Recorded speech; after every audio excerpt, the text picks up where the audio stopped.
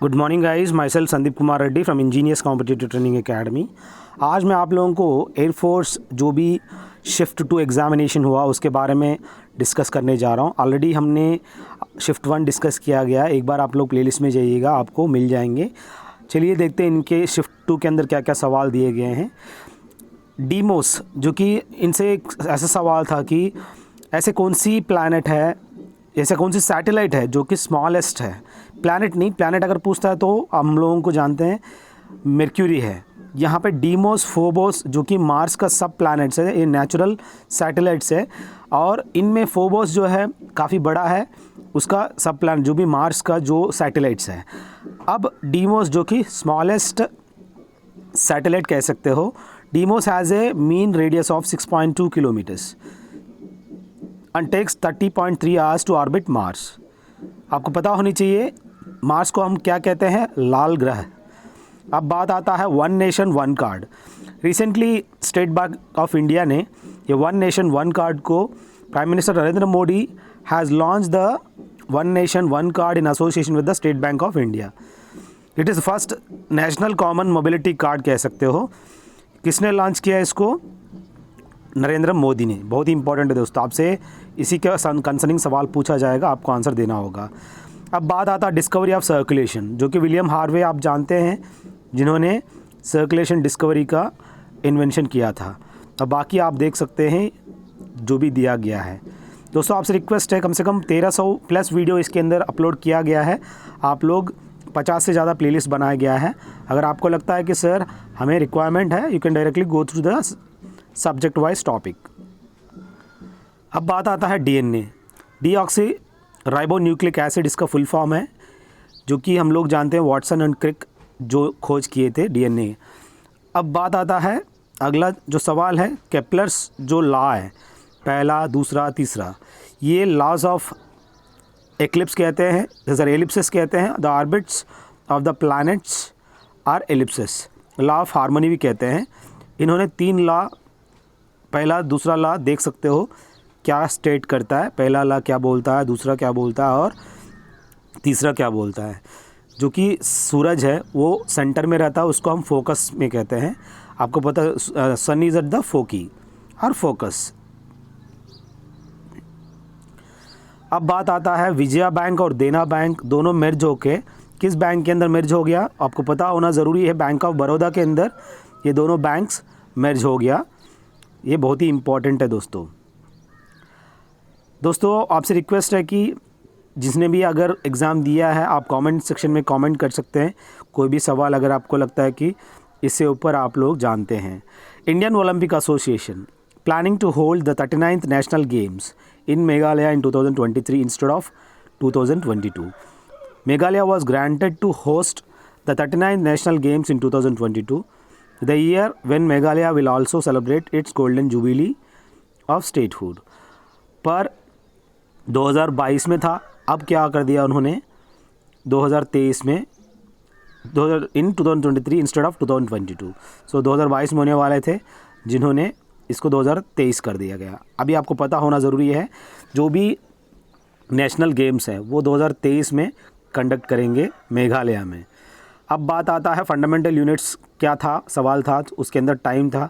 आप देख सकते हैं यहाँ पे length, mass, time, electric current, temperature, amount of substance, luminous intensity का जो भी यहाँ पे दिया गया, metre, kilogram, second, ampere, kelvin, mole and candela respectively. ये सब चीज़ें अलग अलग फंडामेंटल यूनिट्स है।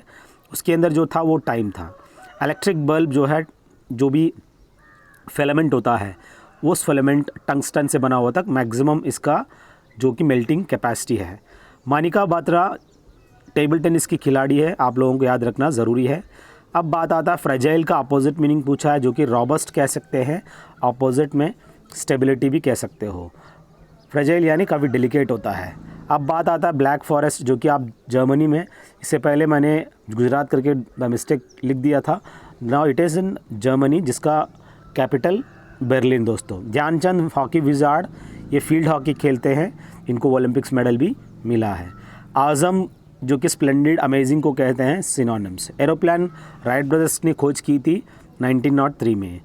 अब बात आता है आपको पता होनी चाहिए अष्टप्रधान के बारे में कुछ सवाल था, जिसमें 8 लोग होते हैं।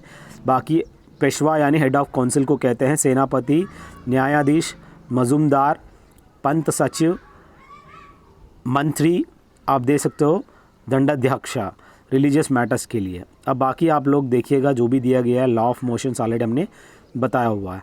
अब पब्लिक सैनिटेशन डिपार्टमेंट जो होता है गांव में, water supply and sanitation is a state responsibility under the Indian constitution.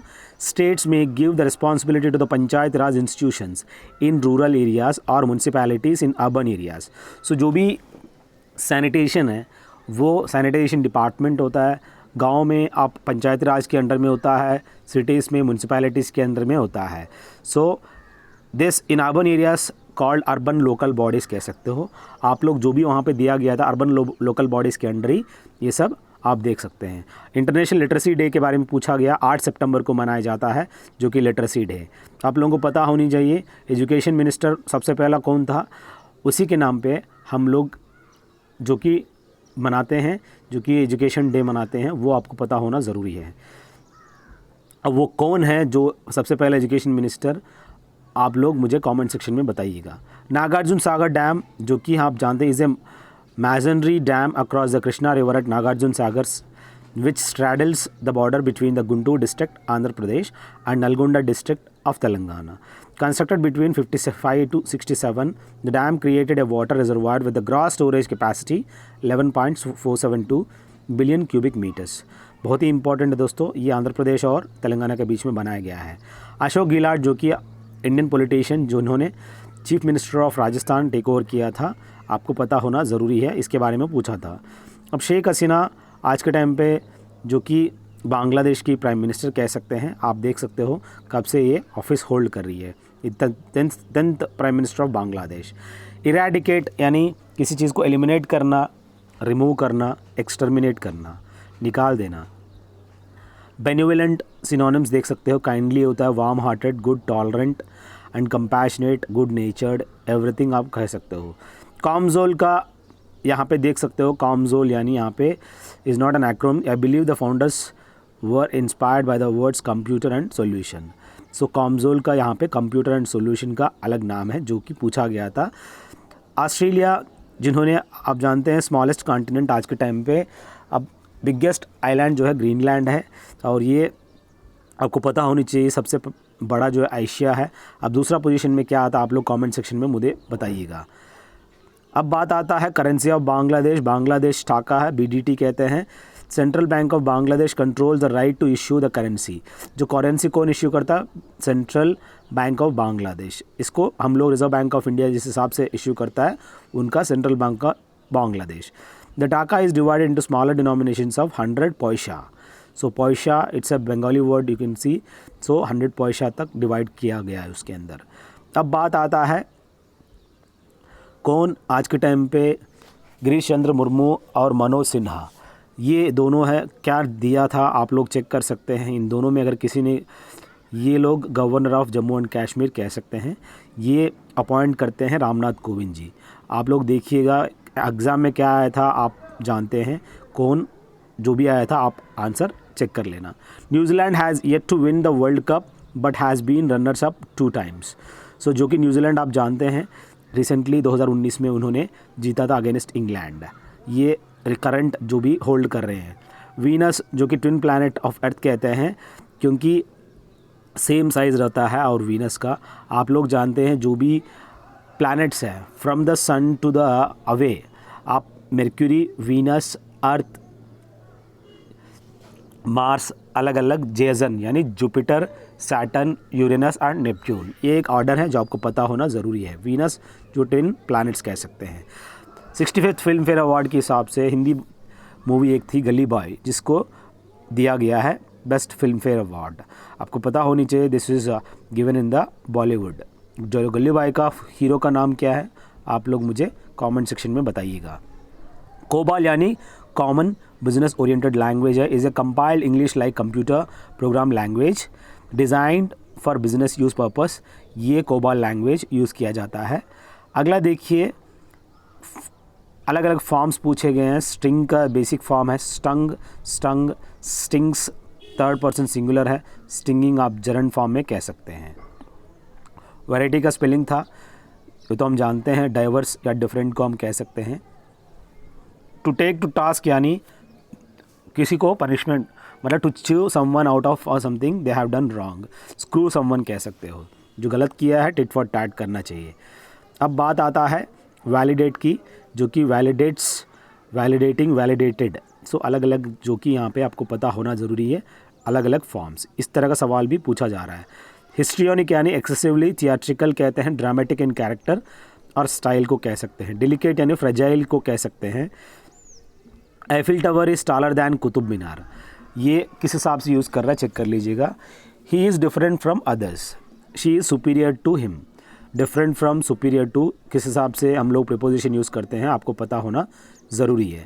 This first ever summit should set the stage for the global movement towards urgent action on biodiversity and sustainable development and build political momentum towards a post-2020 framework to be adopted at the 15th meeting of the conference parties of the United Nations Convention in Biological Diversity COPs 15 to be held coming in China। ये जो भी होने वाला तो कहाँ पे होने वाला है, ये चाइना में, ये आपको पता होना चाहिए। आर्टिकल 15 के बारे में पूछा गया है, जो कि डील करता है Hindi language crime drama thriller film co-written by Gaurav Solanki. So ये concerning to this what this is concerning to the जो भी article 15 you can directly go through this।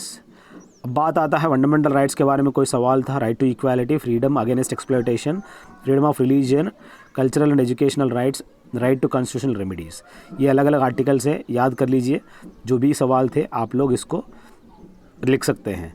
अब बात आता है, it was held in Australia between 21st February and 8th March 2000. The final took place at the Melbourne Cricket Ground International Women's Day.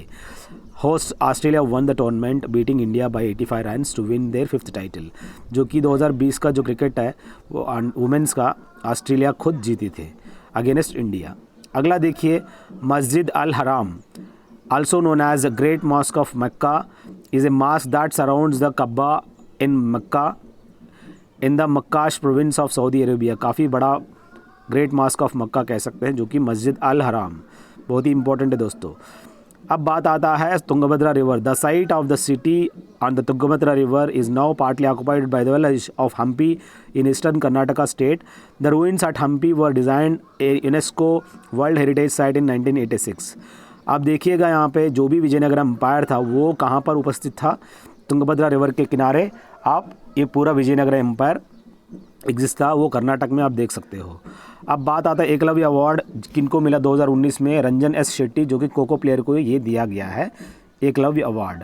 अब बात आता है मालदीव्स, जो कि मालदीव्स आइलैंड्स हम जानते हैं, जो कि साउथ में इंडियन ओशन में देख सकते हो, इंडिपेंडेंट आइलैंड कंट्री है। और ऊपर से आपको पता होना ज़रूरी है मालदीव्स का माले जो कैपिटल है, मालदीव करेंसी क्या है, आप लोग कमेंट सेक्शन में बताइएगा। बस दोस्तों, ये कुछ हमने इकट्ठा किए हैं अलग अलग एग्जामिनेशन की बच्चों से और जो भी दिया गया है। अगर आपको लगता है इससे एडिशन भी आप जानते हो तो आप मैसेज कर सकते हैं या कमेंट कर सकते हैं। थैंक यू दोस्तों, have a good day, have a great life.